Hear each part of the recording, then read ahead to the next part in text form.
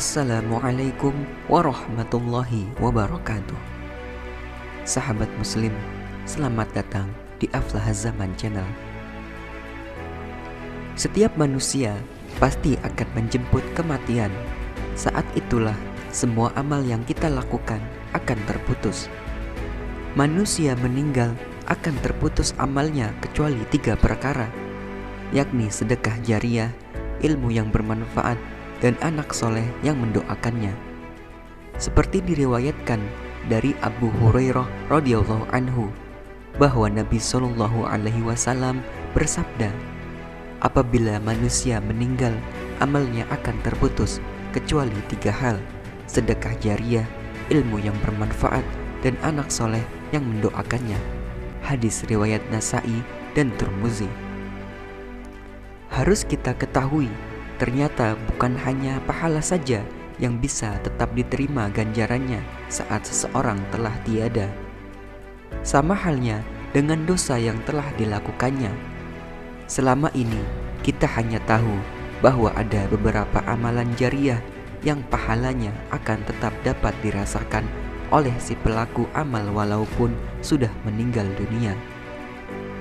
Namun ternyata itu pun akan berlaku dengan orang yang melakukan dosa. Ada 2 dosa besar yang akan terus mengalir walau sudah meninggal dunia. Lalu, apa saja dosa besar tersebut? Tonton video ini sampai selesai agar tetap di jalan yang lurus.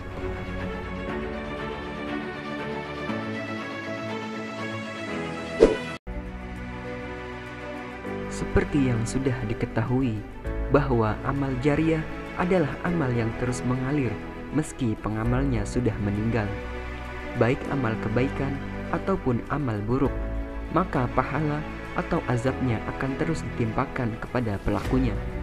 Tanpa kita sadari, salah satu dosa besar yang kekal ini banyak dilakukan oleh beberapa orang. Bahkan banyak yang tidak sadar dan tidak mengetahui bahaya 2 dosa besar ini. Inilah 2 dosa besar yang terus mengalir walaupun sudah meninggal dunia.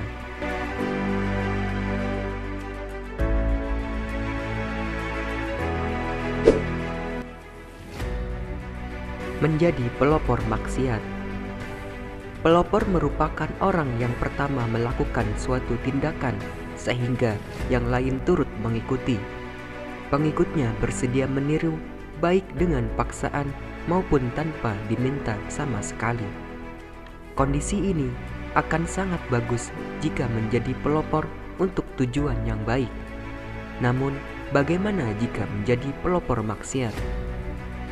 Dalam hadis Jarir bin Abdullah radhiyallahu anhu, Rasulullah Shallallahu alaihi wasallam bersabda, siapa yang memelopori satu kebiasaan yang buruk dalam Islam, maka dia mendapatkan dosa keburukan itu, dan dosa setiap orang yang melakukan keburukan itu karena ulahnya, tanpa dikurangi sedikit pun dosa mereka. Hadis riwayat Muslim. Orang ini tidak mengajak lingkungan sekitarnya untuk melakukan maksiat yang sama.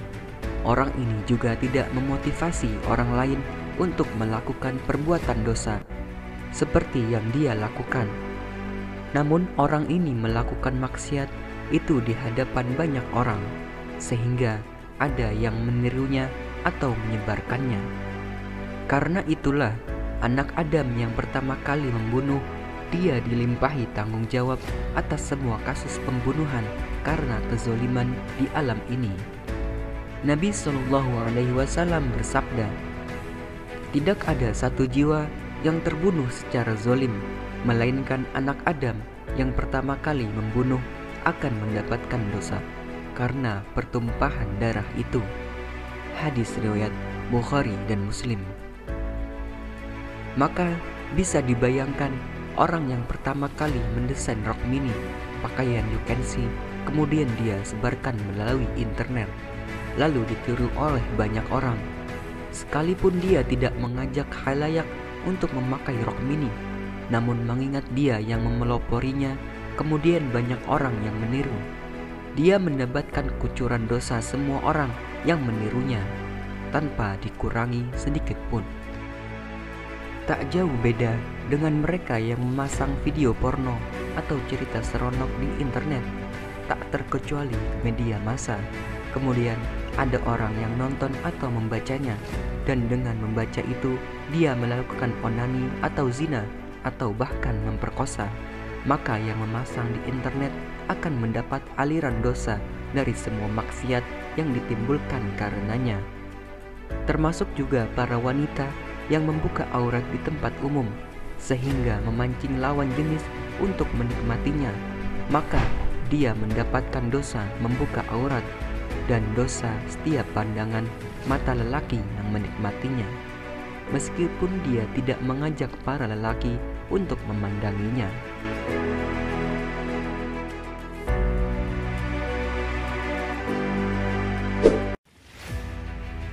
Mengajak melakukan kesesatan dan maksiat. Berbeda dengan pelopor yang hanya menginspirasi orang lain, orang yang satu ini dengan nyata mengajak orang lain untuk melakukan kesesatan dan tindakan maksiat. Merekalah merupakan juru dakwah kesesatan atau mereka yang mempropagandakan kemaksiatan. Dalam Al-Quran, Allah Subhanahu wa Ta'ala menceritakan bagaimana orang kafir kelak akan menerima dosa dari kekufurannya.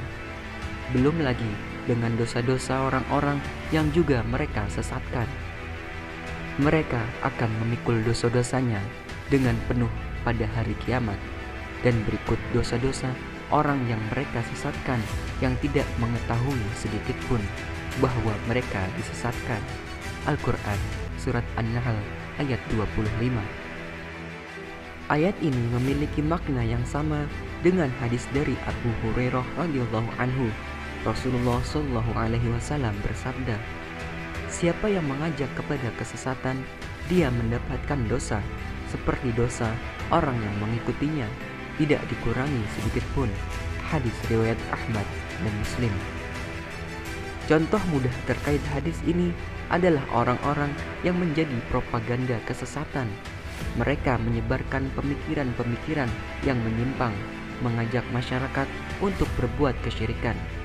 Merekalah para pemilik dosa jariah. Lantas, bagaimana dosa mereka? Selama masih ada manusia yang mengikuti apa yang mereka serukan, maka selama itu pula orang ini turut mendapatkan limpahan dosa, sekalipun dia sudah meninggal dunia. Wallahu a'lam bishawab.